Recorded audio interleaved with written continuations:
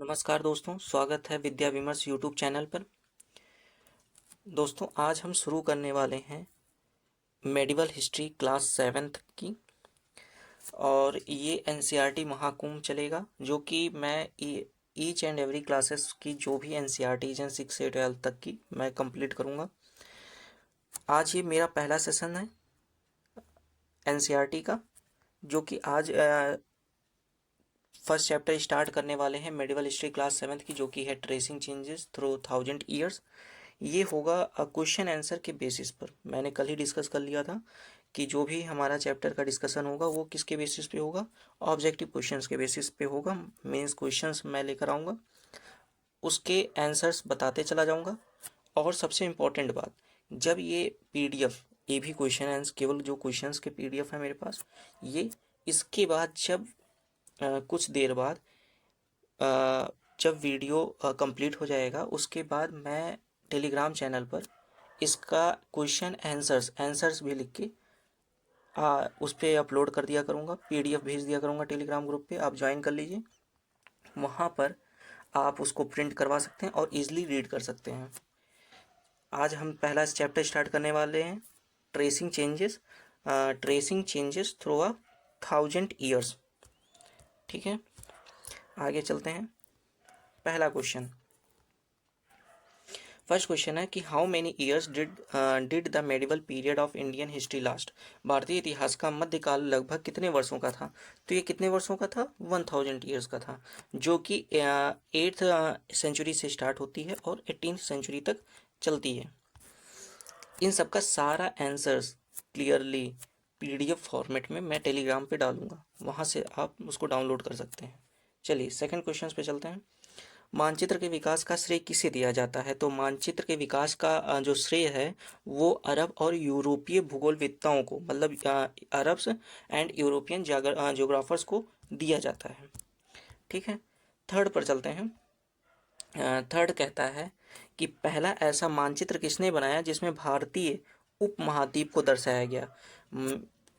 कह रहा है who created the first map depicting the Indian सब कॉन्टिनेंट। इंडियन सब कॉन्टिनेंट को किसने दर्शाया था सबसे पहली बार? तो सबसे पहली बार दर्शाया गया था अल इद्रिसी के द्वारा। किसके द्वारा?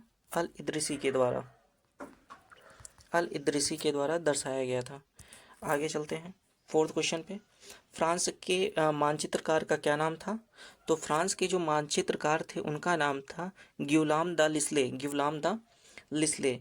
इनका स्पेलिंग में लिख दे रहा हूँ, GUILLAUME, गुलाम, DELISLE, लिस्ले। ठीक है, फिर आगे चलते हैं। फिफ्थ क्वेश्चन, हिंद शब्द का प्रथम प्रयोग किसने किया? Who first use the term Hind. तो हिंद शब्द का सबसे पहले प्रयोग किए थे अमीर खुसरो ने। किसने किया था? अमीर खुसरो ने। अमीर खुसरो ने सबसे पहले हिंद टर्म का यूज किया। फिर आते हैं, किसकी मृत्यु के बाद पूरे भारतीय उपमहाद्वीप में कई क्षेत्रीय राजाओं का उदय हुआ? तो किसके मृत्यु के बाद? हर्षवर्धन की मृत्यु के बाद। किसके मृत्यु के बाद? हर्षवर्धन की मृत्यु के बाद क्या हुआ था? ये जो रीजनल जो किंगडम्स थे वो इमर्ज करना शुरू कर दिए थे। ठीक है, तो regional kingdoms emerge across the Indian subcontinent after the death of the Harshavardhana. फिर आगे चलते हैं। When did the Turks Afghans and the Mughals establish their empires in India. तो अगर हम क्लास 7th की एनसीईआरटी के उसी के हिसाब से आंसर दे रहे हैं, तो उसमें है कि तुर्क्स और अफगान जो थे वो 13th सेंचुरी में थे, और मुगल्स इस्टेब्लिश कब किया था? वो 16th सेंचुरी में किया था। ठीक है, आगे चलते हैं। मध्यकाल में भारत में प्रौद्योगिकी में कौन कौन से परिवर्तन हुए? तो प्रौद्योगिकी मतलब कि जो टेक्नोलॉजिकल चेंजेस हैं उसमें कौन कौन से इसमें चेंजेस आए थे मेडिवल पीरियड में? तो सबसे पहले एग्रीकल्चरल फील्ड्स में आया, एग्रीकल्चर में आया जी। एग्रीकल्चर में इसलिए आया क्योंकि सिंचाई का एक नया साधन आ चुका था जिसका नाम था रहट। तो जो कि ये पर्शियन व्हील था, इसके द्वारा सिंचाई करने लगे, जिसकी वजह से जो अनाज थे वो पैदावार ज़्यादा होने लगा। सेकंड पे आते हैं, अगर इसमें दूसरा आंसर देखते हैं तो इसमें था कि जो यूजेस ऑफ स्पिनिंग व्हील्स है, मतलब कि इसको कह सकते हैं कि कताई का जो होता है कि एक चरखा आता था, कताई जो होती है वो चरखे के द्वारा होने लगी, चरखे के व्हील्स जो होती है उसके द्वारा होने लगी। तो व्हील्स के द्वारा होने की वजह से एक वो चेंजेस आ गया। तीसरा आया था कि जो हमारे ये फॉरेनर्स थे, मतलब कि जो विदेशियों से आ रहे थे, विदेशों से, वो क्या लाना शुरू कर दिए, क्रॉप्स जैसे कि पोटैटोज, मेज, चिली, टी एंड कॉफ़ी, ये सब लाना शुरू कर दिए थे। तो ये चेंजेस भी हमको देखने को मिलता है। फिर आते हैं, राज दरबारों में लिपिक या मुंशी का काम करने वाले लोगों को क्या कहते हैं? लिपिक या मुंशी का काम करने वालों को तो कायस्थ कहते हैं। इनको क्या कहते हैं? कायस्थ कहते हैं। KAYAS, कायस्थ कहते हैं। ठीक है।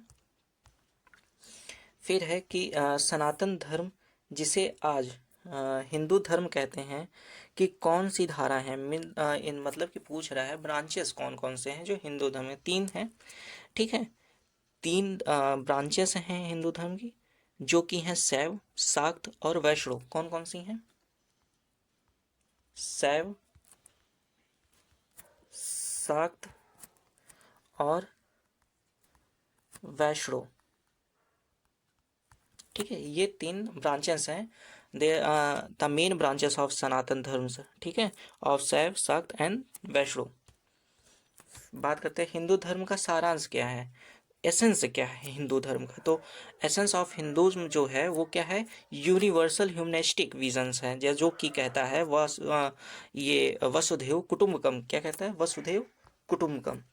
फिर कह रहा है हिंदू धर्म का पवित्र धर्म ग्रंथ क्या है?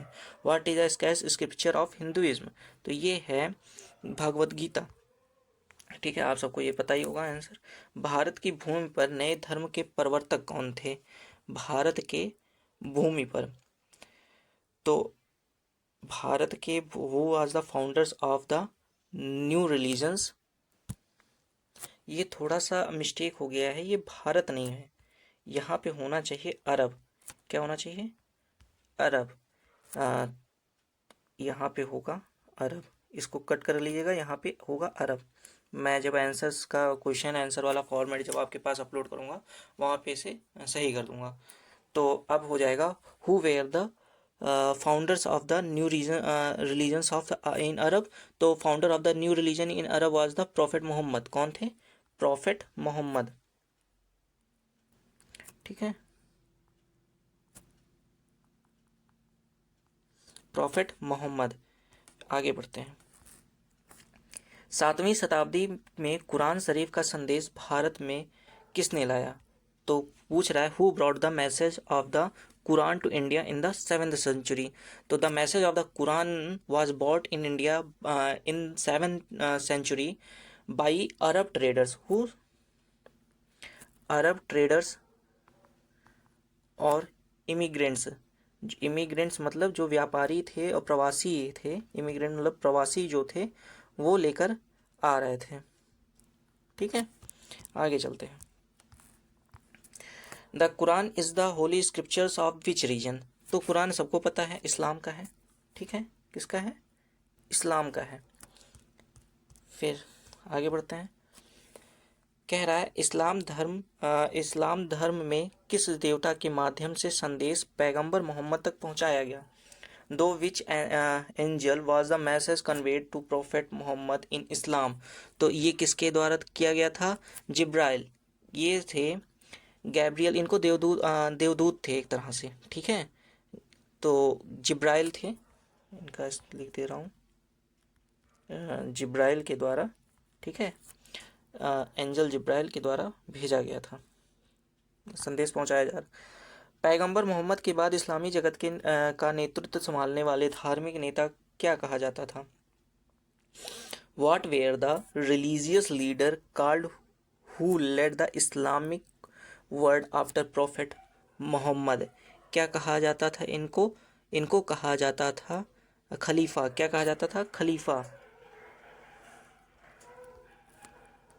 खलीफा। फिर से लिख दे रहा इसको इंग्लिश में, ये ठीक है। प्रथम खलीफा कौन था? Who was the first caliph? तो ये थे अबू बकर। अबू बकर कौन था? BAK, अबू बकर। ठीक है, आगे बढ़ते हैं। 19th question. तीन अन्य खलीफाओं में कौन कौन शामिल है? तो तीन और थे। तो पहले थे उमर। कौन था? ये सारे एनसीईआरटी में क्वेश्चंस मिलेंगे आपको। ये सारे क्वेश्चंस आपको एनसीईआरटी के हैं, वहीं से मैंने रीड करके सारे क्वेश्चंस को निकाल रहे हैं। और दूसरी चीज़ कि ये सारे क्वेश्चंस के answer English Hindi both language में, क्वेश्चंस भी ऐसे सेम इंग्लिश हिंदी लैंग्वेज, उसका PDF बना के मैं जैसे ये वीडियो अपलोड हो जाएगा उसके बाद मैं टेलीग्राम चैनल पर भेज दूंगा, वहाँ से आप जाके उसको डाउनलोड कर सकते हैं। और अभी तक अगर चैनल सब्सक्राइब नहीं किए हैं तो चैनल सब्सक्राइब कर लीजिए, क्योंकि इसी प्रकार से सारे PDF बन के आएंगे। सारे चैनल्स को सारे वीडियोस में ऐसे एनसीईआरटीज़ को पढ़ाया जाएगा, जिससे ऑब्जेक्टिव क्वेश्चंस रहेंगे, क्वेश्चंस फॉर्मेट में रहेगा। तो एक भी क्वेश्चंस ऐसा नहीं रहेगा कि कुछ भी छूट गया हो। ठीक है, तो अब चलते हैं। Who were the 3 खलीफ? तो उमर थे, सेकंड थे उस्मान, और तीसरे थे अली। कौन थे? अली। ठीक, आगे चलते हैं। Who are the two major principles of Islam in India? What were the two majors? मैंने हु बोला। What are the two major principles of Islam in India? Bharat में इस्लामी धर्म के दो प्रमुख सिद्धांत कौन कौन से थे? तो टू मेजर प्रिंसिपल्स जो हैं वो हैं, एक हनफी और सफ़ई। हनफी और क्या है? हफ़ई और सफ़ई। तो ये था एंड ठीक है, फिर आगे चलते हैं। Who are the two main sources of information about medieval history? मध्यकाल के इतिहास की जानकारी के लिए मुख्य रूप से दो स्रोत कौन से हैं? ठीक है, तो दो स्रोत होते हैं। एक होता है आपका ये जो होता है क्या कहते हैं इसको, साहित्यिक वाला। ठीक है, दूसरा होता है क्या, पुरातात्विक, जिसमें कि हम लोग क्या करते हैं, स्टोन्स इन सब का रीडिंग करते हैं। तो पहला जो है ये क्या है, लिटरेरी का। ठीक है, सेकंड जो सोर्स है वो क्या है, सेकंड है आर्कियोलॉजिकल सोर्सेस।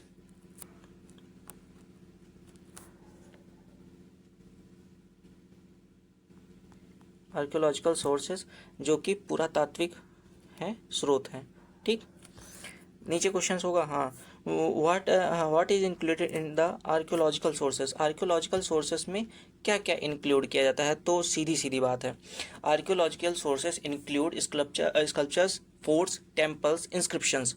मतलब कि इसमें मूर्तियाँ, किले, मंदिर और अभिलेख शामिल किए जाते हैं। ठीक है, स्कल्पचर्स मतलब मूर्तियाँ, फोर्ट्स किले, टेम्पल्स मंदिर, और इंस्क्रिप्शंस अभिलेख, ये सब शामिल किए जाते हैं किसमें, आर्कियोलॉजिकल सोर्सेस में। दूसरा है कि लिटरेरी सोर्स में साहित्यिक स्रोतों में क्या इंक्लूड किया जाता है? तो इसमें किया जाता है क्या, हिस्टोरिकल टेक्स्ट हो गए। ठीक है, जैसे ऐतिहासिक ग्रंथ। ठीक है, रिलीजियस बुक्स हो गई, and accounts travellers, accounts of क्या होगा, ट्रेवलर्स होगा। ये सब इसमें किए जाएंगे। ठीक, on what medium was writing done in the absence of printing press during the medieval period? कह रहा है कि मध्यकाल में छापा खाना न होने के कारण लेखन कार्य किस पर किया जाता था? तो छापा खाना मतलब प्रिंटिंग प्रेस नहीं होते थे, तो उस पर कब किस पे किया जाता था? तो ये पांडुलिपियों पे किया जाता था। पांडुलिपियों में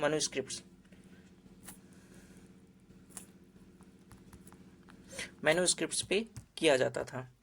फिर इसके बाद आता है व्हाट इज मीन्ड बाई आर्चिव्स?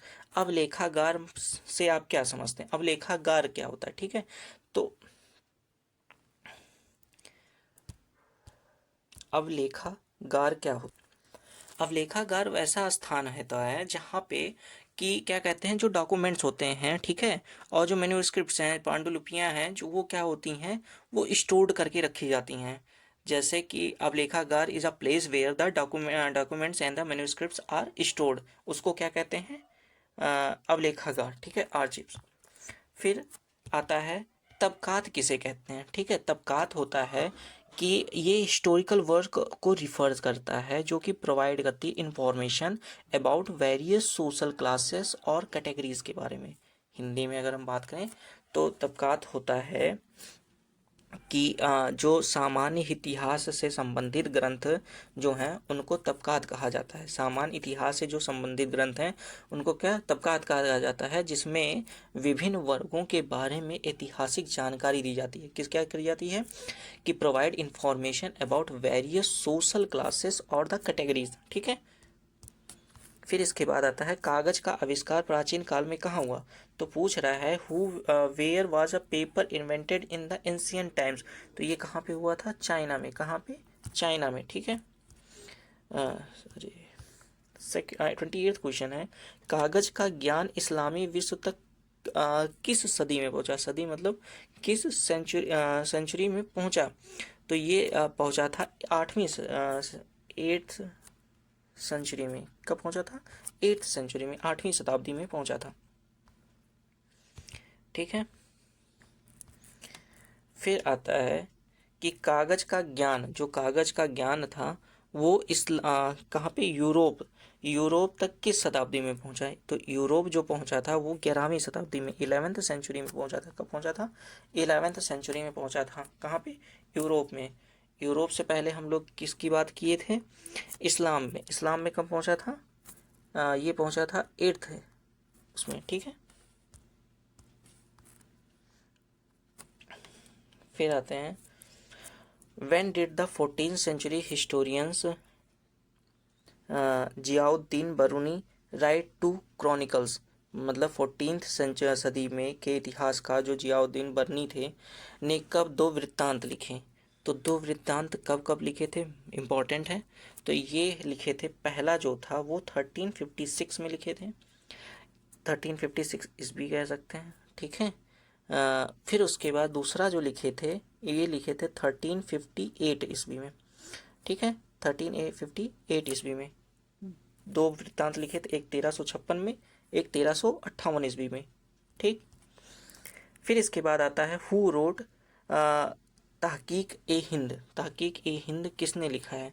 तो तहकीक ए हिंद लिखा गया है अल बरूनी के द्वारा। किसके द्वारा? अल बरूनी के द्वारा। अल बरूनी के द्वारा, ठीक है। ये ताकीक ए हिंद मोस्ट इम्पॉर्टेंट है, देख लेना। 3 किताबें हैं। एक है ताकीक ए हिंद, किसके द्वारा लिखा गया? अल बरूनी के द्वारा। सेकंड किताब आता है हु रोट तबकात ए नासरी। तबकात ए नासरी किसने लिखा था? तो ये लिखे थे सिराज ने। इनका पूरा नाम जो था वो तबकात ए इनका अरे मिनहाज उस सिराज था। क्या था नाम? मिनहाज उस सिराज। स्पेलिंग लिख दे रहा हूँ, मिनहाज उस सिराज, ठीक है। मिनहाज उस सिराज ने लिखा था, ठीक। सेकंड थर्ड बुक पे आ जाते हैं।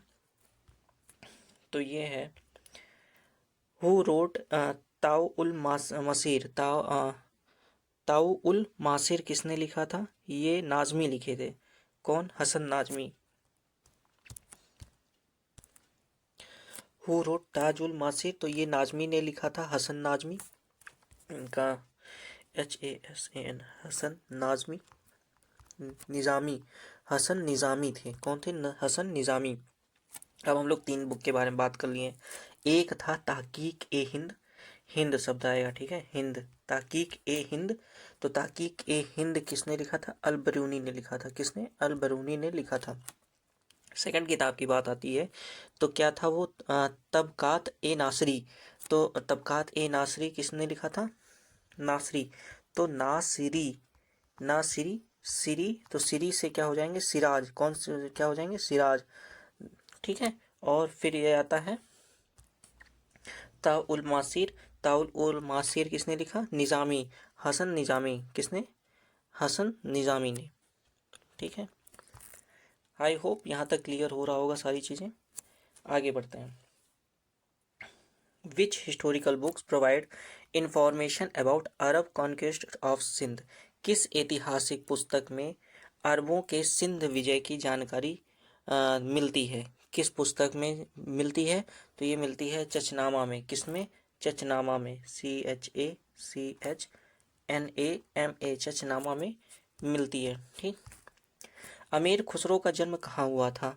अमीर खुसरो का जन्म आप उत्तर प्रदेश जान ही रहे होंगे। तो उत्तर प्रदेश के ईटा, मतलब ईटा जिले में हुआ था, पटियाली नामक स्थान पर। ठीक है, 1253 में हुआ था। सबसे पहले कब हुआ था? 1253 ईस्वी में हुआ था। कहाँ हुआ था? उत्तर प्रदेश के, ठीक है, यूपी के एटा जिले, एटा जिले में, एटा डिस्ट्रिक्ट में इनका कहाँ पे था? एटा डिस्ट्रिक्ट में पटियाली। ठीक है, तो पटियाली में हुआ था। ठीक। फिर है under which rural did Amir Khusro came to contact with the world? Amir Khusro किस शासक के शासनकाल में विश्व के संपर्क में आया? शासनकाल में संपर्क में आया, तो ये आया था बलबन के समय में। किसमें? अमीर खुसरो किसके समय शासनकाल में आया? बलबन। किसके? बलबन के। ठीक है। फिर अमीर खुसरो ने कितने सुल्तानों का शासन देखा? कितने सुल्तानों का? तो 8 सुल्तानों का शासन देखा था। ठीक है, फिर आगे चलते हैं। वह कौन प्रथम भारतीय लेखक थे जिन्होंने अपने लेखन में हिंदी के शब्दों और मुहावरों का पर्याप्त प्रयोग किया है? तो पर्याप्त प्रयोग किसने किया है? अमीर खुसरो ने। किसने किया है? इनके बारे में पूरा एनसीईआरटी में दिया ही गया है, तो अमीर खुसरो ने। ठीक है, RAU खुसरो। ठीक। फिर अमीर खुसरो द्वारा रचित कौन सी कृतियाँ तत्कालीन भारत के बारे में जानकारी उपलब्ध कराती हैं? तो 2 हैं। ठीक है, 2 हैं जो हमें कराती हैं। कौन कौन सी हैं वो? एक है मसनवी। कौन है? कौन सी है? मसनवी। और दूसरी है दीवान। दूसरी है दीवान। ठीक है, दीवान। दूसरी है दीवान। फिर अब आते हैं, अमीर खुसरो किसके शिष्य थे? तो अमीर खुसरो किसके संत थे? एक सूफी, ठीक है, एक सूफी संत थे जिनका नाम था हजरत निजामुद्दीन। हजरत निजामुद्दीन। ठीक है, तो इनका नाम क्या था? ये पहले जान लो कि क्या थे। एक सूफी थे। ठीक है, सूफी संत थे। सूफी संत थे, सेंट। ठीक है, सूफी सेंट थे। एंड इनका नाम था जो हजरत निजामुद्दीन, निजामुद्दीन औलिया, औलिया। ठीक है, ये सूफी सेंट थे, हजरत निजामुद्दीन औलिया ने। ठीक है, फिर आते हैं, कौन ऐसा पहला व्यक्ति था जिसने हिंदी, हिंदवी और फारसी, ठीक है, ये सबका उपयोग एक साथ किया था, मतलब सबका उपयोग किया? तो ये कौन थे? अमीर खुसरो ही थे। कौन थे? अमीर खुसरो। ठीक है, देखो इसको थोड़ा सा इंक्रीज करते हैं, जिसमें हिंदी भी था, हिंदवी और फारसी। ठीक है, तीनों का उपयोग किया इन्होंने। फिर खड़ी बोली के आविष्कार का श्रेय किसे दिया जाता है? तो खड़ी बोली का आविष्कार का श्रेय किसे दिया जाता है? अमीर खुसरो को दिया जाता है। किसको दिया जाता है? अमीर खुसरो को ही दिया जाता है। ठीक है, तो यहाँ पर हम लोग का कंप्लीट होता है क्वेश्चंस।